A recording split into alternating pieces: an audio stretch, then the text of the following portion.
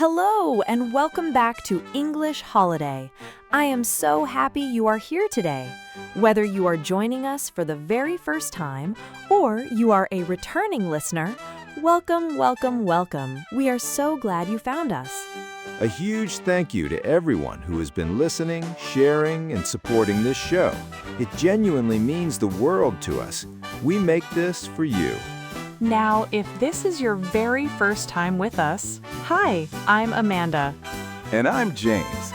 And together, we host English Holiday. You might be wondering, English Holiday? What does that mean? The idea is simple. Learning a new language can feel like hard work. We wanted to change that completely, to make learning English feel like a vacation, something fun, easy, relaxing, and enjoyable. Amanda and I literally just sit here and talk and have real conversations about everyday life, history, culture, and you all get to just sit back and listen. Hopefully, you can absorb the English naturally and get familiar with how real people actually speak. And our goal is just to make you feel like you're on vacation, instead of being in school or any rigid structural learning. Let's keep it loose. If you are enjoying the show, please subscribe. It is free, and it helps let us know we're doing a good job and we should keep making episodes. Tell a friend. Share it with someone who is learning English. Every little bit helps. Okay, so today's episode. James, I have to say, this one is a really special one. I've been looking forward to this for a while now. Me too. Today, we are talking about the United States of America, and we are doing it in honor of the 4th of July, which is America's Independence Day. But not just any 4th of July. This year, 2026, the United States turns 250 years old. 250 years is an incredible milestone. They call a 250th anniversary a semi-quincentennial. Try saying that 5 times fast. Semi-quincentennial. Yeah, that's a lot. We'll just call it America's 250th birthday. That works perfectly fine for me. Today, we're going on a journey through American history, how the country started, the key people, the great documents, the wars, the struggles, the triumphs, the inventions, and the culture. We'll do it in a way that's accessible and interesting no matter where you're from. So let's go back, way back, to the very beginning. Why did the United States even exist in the first place? So picture the early 1600s. North America was already home to millions of Native Americans, sophisticated civilizations with their own languages, cultures, and governments. Then Europeans began arriving. The English set up permanent colonies along the East Coast. People came for economic opportunity, land, a better life, and others came for religious freedom, to practice their faith away from the Church of England. Groups like the Pilgrims sailed across the Atlantic for religious freedom. They arrived on a ship called the Mayflower in 1620, landing in what is now Massachusetts. That crossing was incredibly dangerous. 66 days on a small wooden ship with no modern navigation, freezing cold, many people sick, but they made it. Over the next century and a half, 13 British colonies grew along the eastern coast. Places like Virginia, Massachusetts, New York, Pennsylvania, and Georgia. Each had its own local government, but all were technically under the rule of the British king. As the colonies grew more prosperous, tensions rose. The big issue was taxation without representation. The British kept imposing new taxes, but colonists had no voice in Parliament, no say in those decisions. That felt deeply unfair. No taxation without representation became a rallying cry. A rallying cry, by the way, is a phrase that intends to unite people around a cause. It captured exactly how the colonists felt. Why would they want to pay taxes to a government that didn't represent them? The anger built until it became a revolution. Then the American Revolutionary War began in 1775 with ordinary colonists, farmers, shopkeepers, blacksmiths, taking up arms against the powerful British Army. This is where the Founding Fathers enter the story, the leaders who shaped the new nation. George Washington, Thomas Jefferson, Benjamin Franklin, John Adams, James Madison, Alexander Hamilton. I'm sure you've likely heard at least one or two of these names before. George Washington led the Continental Army against the British and is called the father of his country. He became the very first president of the United States. Thomas Jefferson was the primary author of the Declaration of Independence. Benjamin Franklin, inventor, scientist, diplomat, negotiated French support, which was critical to winning the war. And John Adams was a brilliant lawyer and one of the strongest voices for independence. Wow, Amanda, I'm impressed. You really know your history. Alexander Hamilton basically built America's economic system as the first Secretary of the Treasury, and James Madison, the father of the Constitution, was the chief architect of the U.S. Constitution and the Bill of Rights. These men were not perfect. Some owned slaves themselves, a painful reality. But they also created principles that were truly revolutionary for their time. Ideas that would eventually help break those very chains of slavery. On July 4, 1776, the Continental Congress formally adopted the Declaration of Independence. Thomas Jefferson wrote something that had never quite been put into words like that before, until then. It was groundbreaking, game-changing. Let's read the famous opening lines. "We hold these truths to be self-evident, that all men are created equal, that they are endowed by their Creator with certain unalienable rights, that among these are life, liberty, and the pursuit of happiness." Let's unpack that for our listeners. Self-evident means obviously true. Unalienable rights are rights that cannot be taken away. They belong to you simply because you are human. And the pursuit of happiness is not a guarantee of happiness, but the right to try. The pursuit of happiness, not we promise you'll be happy, but we promise you the freedom to try. The Declaration also listed grievances against the British king.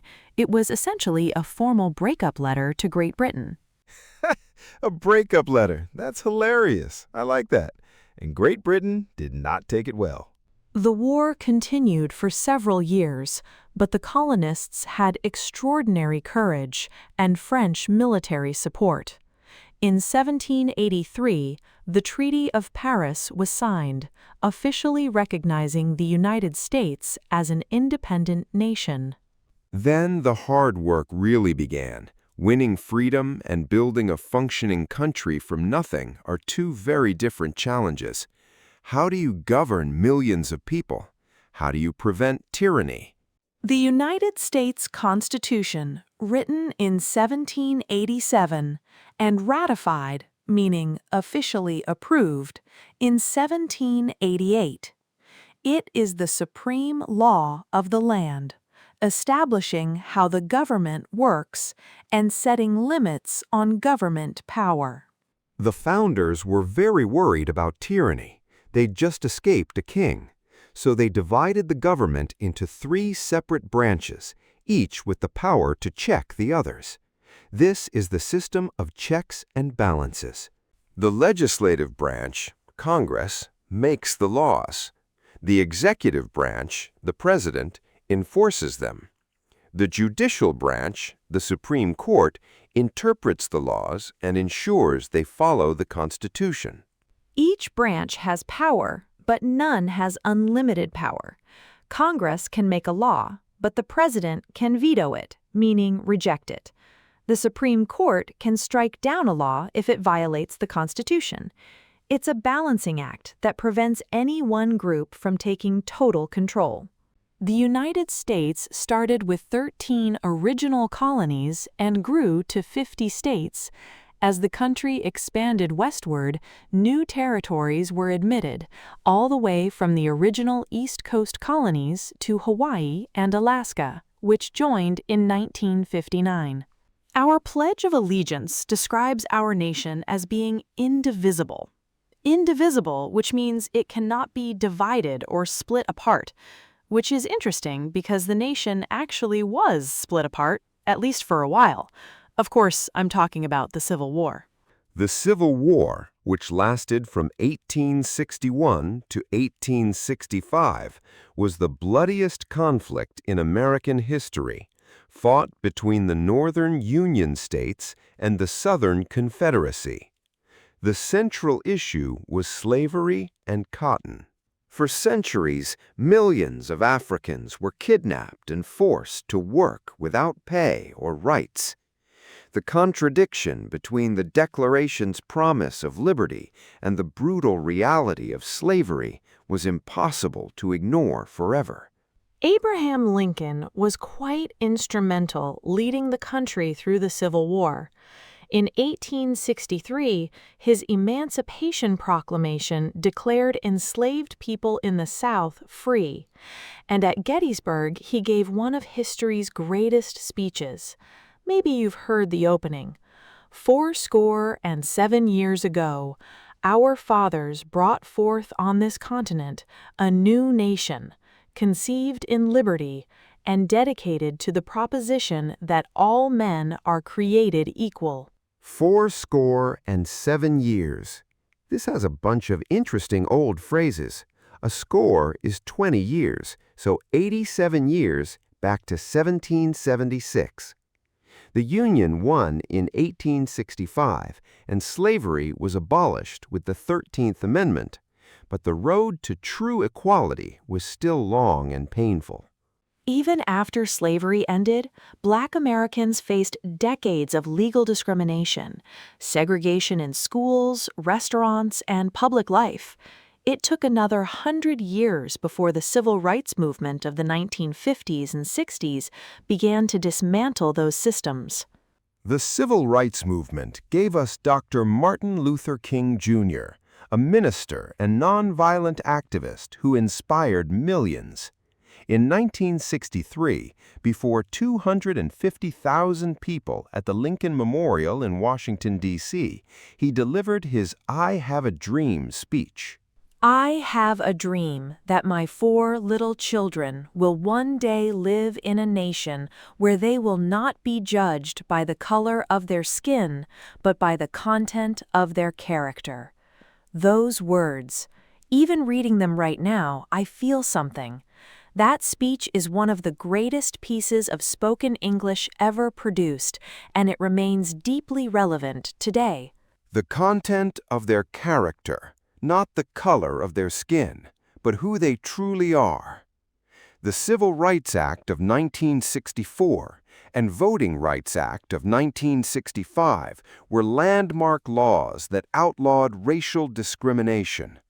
Hard-won victories that came at a terrible cost, including Dr. King's own life. He was assassinated in 1968. The work continues today, but the arc of the story, as Dr. King himself said, bends toward justice.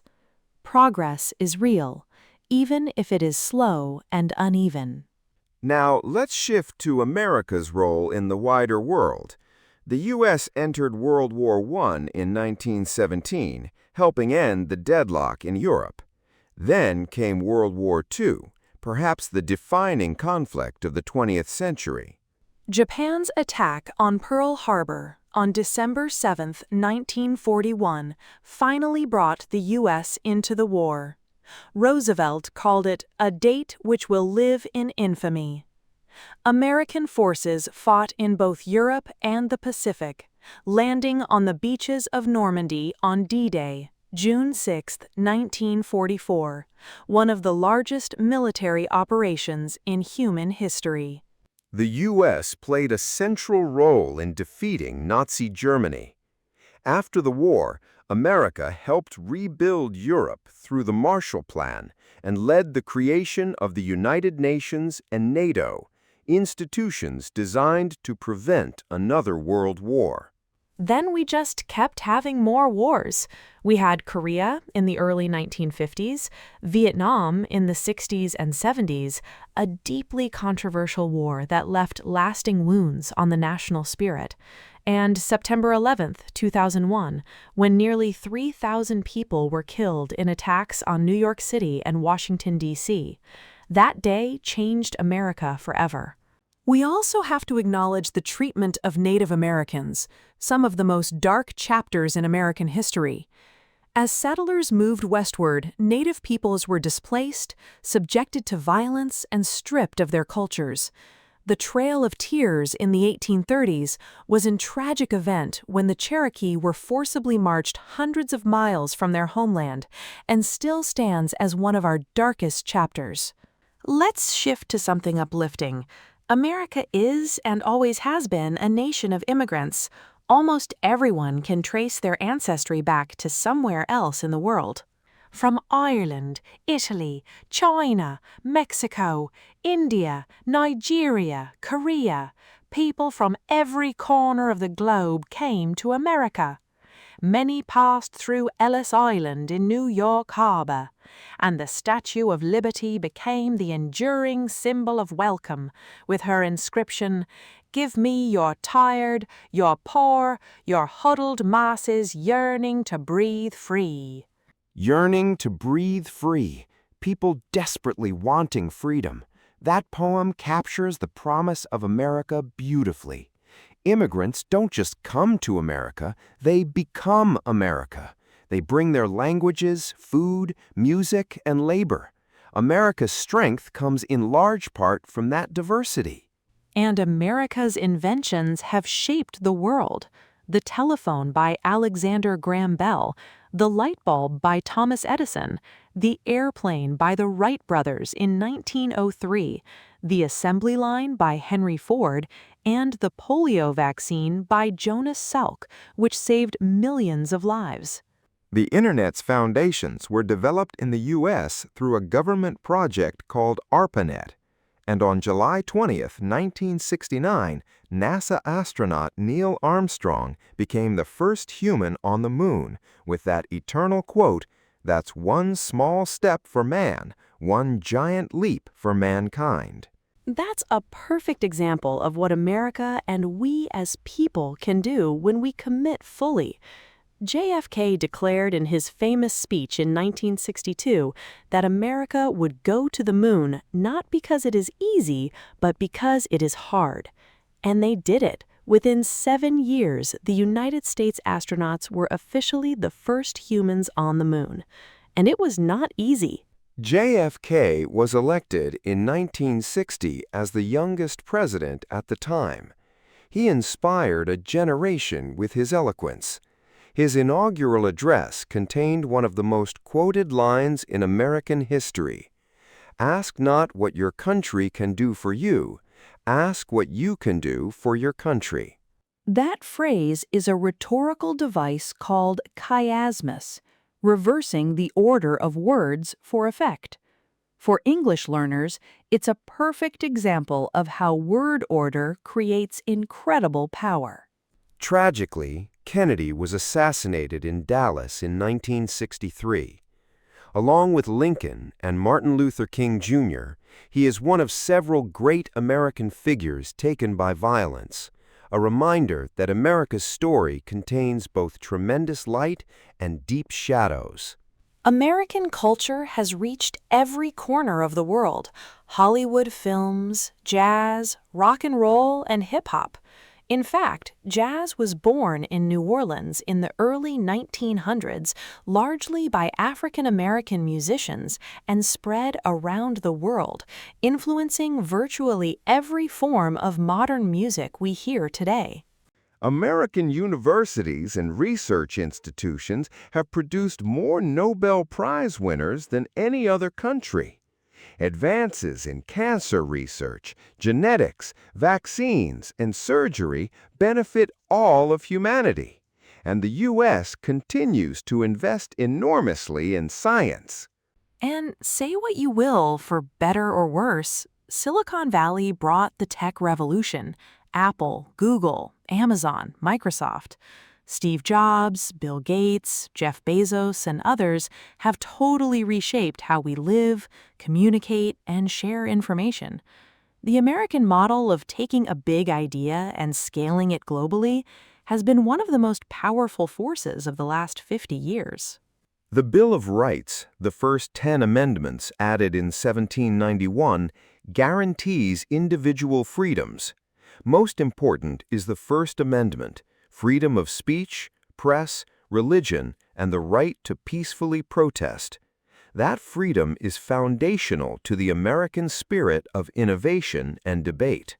To become a U.S. citizen through naturalization, you generally need to have lived legally in the U.S. for several years, pass an English language test, pass a civics exam about American history and government, and take an oath of allegiance.